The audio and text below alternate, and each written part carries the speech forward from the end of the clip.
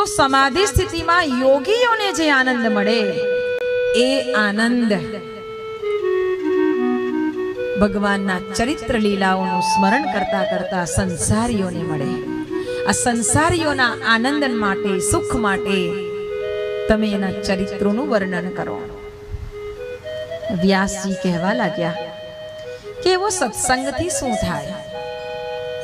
त्यारे नारद जी कहे छे, हे व्यास नारायण प्रभु, तमे तो स्वयं नारायण ना रूप कहवाया छो, कारण के तमे जगत ने ज्ञान आप्युं छे।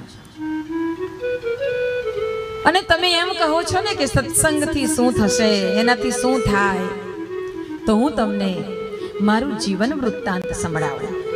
एम कहीने देवर्षि नारदे पोताना पूर्व जन्मनुं वृत्तांत कह्युं अने कहेवा लाग्या के हूँ पूर्वे एटले आगळना जन्ममां एक दासी पुत्र हतो। नारदजी एक दासी पुत्र हतो एम कहे छे। अने मारा पिता कोण एनी मने पण खबर नथी के मारी माने पण खबर नथी। मारू नाम हरियो हतो। मने हरियो हरियो कहीने बधा बोलावता हता।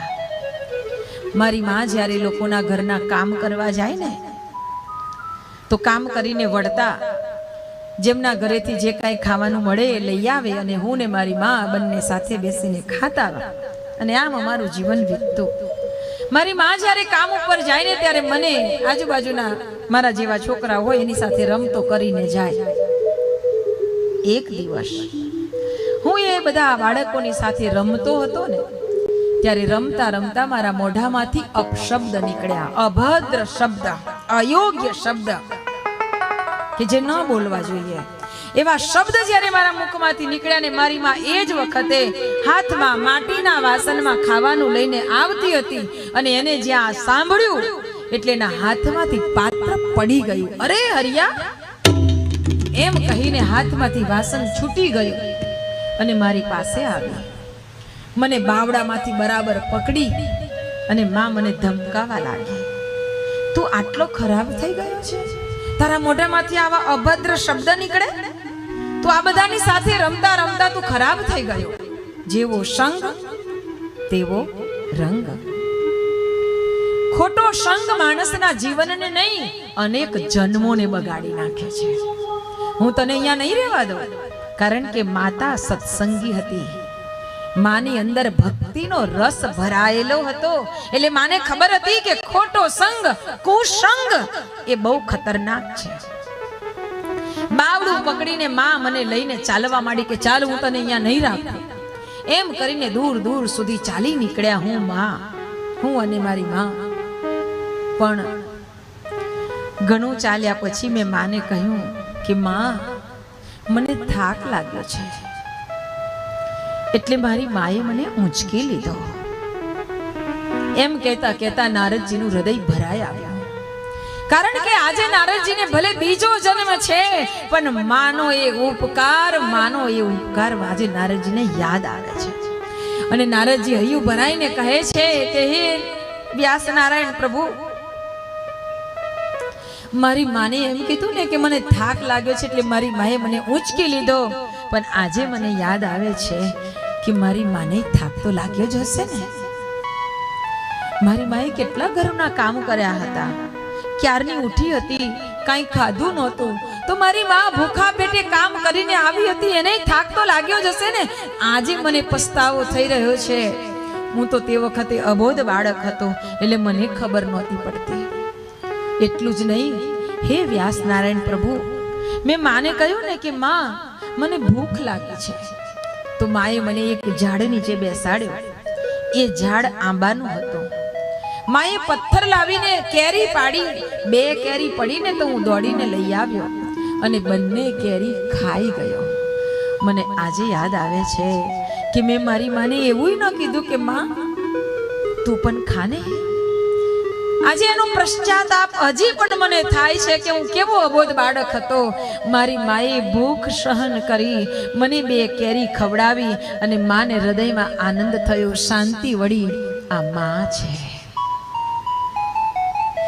જગતમાં એટલે કહ્યું છે કે માં એ માં અને બીજા બધાય વગડાના વાહ ભાઈ. જે માં બાળકો માટે સહન કરે ને એવું જગતમાં બીજું કોઈ સહન ન કરી શકે, કોઈ સહન ન કરી શકે. એટલે કહેવાયું છે કે ગોળ વિનાનો મોડો કંસાર અને માં વિનાનો સૂનો સંસાર.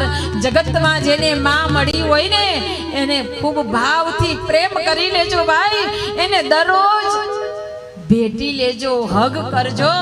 માને ભેટશો ને એટલે માના હૃદયના આશીર્વાદ તમારા ઉપર ભરપૂર વરસશે. તમે જોજો ઘરમાં ઘરડી બેઠેલી માં હશે ને એ માના હાથમાં માળા ફરતી હશે, અને આ માળા ફરતી હોય ને તો એના માટે નહીં હોય, એ માળા ફેરવતી જઈને પણ માં તો એમ જ કહેશે, હે મારા ભગવાન મારા દીકરાને સુખી રાખજે, મારા ઘર પરિવારનું કલ્યાણ કરજે. આ છે માં. દીકરો સારું ભણે ગણે આગળ વધે ને તો સૌથી વધારે ખુશી માને થાય, બાકી બીજા બધાના હૃદયમાં તો બળતરા જ થાય. કોઈ ના ઈચ્છે કે કોઈ આગળ વધે, એક માને જ એવી ઈચ્છા થાય, મા બાપને ઈચ્છા થાય, બાપને એમ થાય કે મારો દીકરો મારથી સવાયો બને, બાકી કોઈ ના ઈચ્છે, બધા પાડવાનું જ ઈચ્છે, કોઈ આગળ વધારવાનું ન ઈચ્છે. એ મા બાપ છે.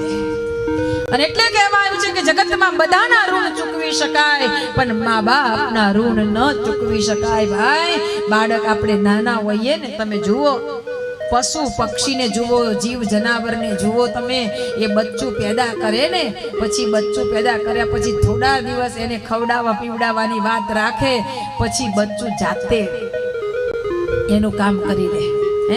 ગાય વાય ને તો જોજો તમે, વાછરડું 1-2-5 મિનિટમાં તો ઊભું થઈ જાય, લથડિયા મારતો આમ ચાલતું થઈ જાય, દૂધ પીતું થઈ જાય, ખાતું થઈ જાય, પીતું થઈ જાય. કોઈ નાય જનાવરના બચ્ચાને સાચવવું નથી પડતું, પણ માણસના બચ્ચાને તમે જુઓ, જન્મ્યા પછી એને કેટલું સાચવવાનું, કેટલું સાચવવાનું. એ બાળકને તમારા ડોક્ટર પાસે લઈ જાઓ બાળકને બતાવવા માટે, બરાબર છે તો ડોક્ટર એમ કહેશે કે તમે ખાવામાં ધ્યાન રાખજો, તમારા બાળકને આમ થાય છે, તમારે આ નહીં ખાવાનું, પેલું નહીં ખાવાનું, પેલું નહીં ખાવાનું. બાળક સાજું રહે, તાજું રહે, સુખી રહે, એટલા માટે માં કેટલી ભાવતી વસ્તુઓને ખાવાની છોડી દે. આ માં છે, આ માં છે. અને એ માં કેટલાય કષ્ટો સહન કરી બાળકને મોટું કરે, અને પછી મોટા થયેલા છોકરાઓ મોટા થઈને મા બાપને એમ કહે તમે બોલશો નહીં, તમને ખબર ના પડે, તો એ મા બાપના દિલને કેટલો આઘાત લાગે, કેટલો આઘાત લાગે. પાય ભેગી કરીને મા બાપ દીકરાઓને સારું ભણાવે, એની કેપેસિટી સારી થાય, એની કાબિલિયત સારી થાય એટલે પ્રયત્ન કરે.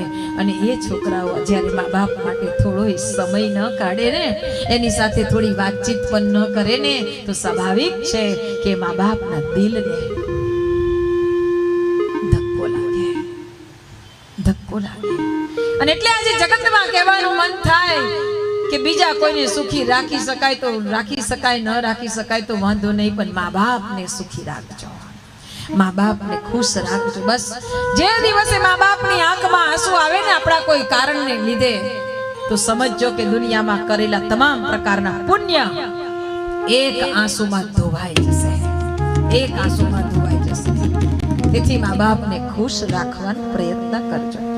આજે ઋષિ જેવા ઋષિને હૃદયમાં બળતરા થઈ રહી છે, હૃદયમાં દુઃખ થઈ રહ્યું છે કે મેં મારી માને સાચવી નહીં, પણ માં તો માં છે.